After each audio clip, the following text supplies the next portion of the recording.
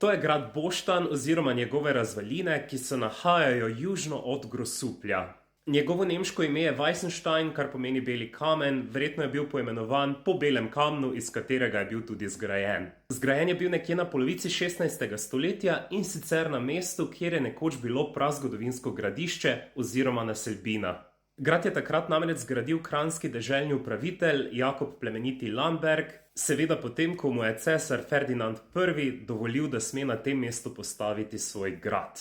Grad je imel skozi stoletja več lastnikov, v 18. stoletju pa je bil znan kot eden izmed najlepših gradov na Slovenskem. Proti koncu 18. stoletja se je na gradu rodil slovenski botanik Richard Blagaj, po katerem se imenuje prva zavarovana roža na Slovenskem, Blagajev Volčin. Zadnji lastniki gradu so bili Lacarini, ki so na gradu živeli do leta 1942. Eno leto kasneje je grad bil požgan, po drugi svetovni vojni pa je bilo celotno posestvo nacionalizirano.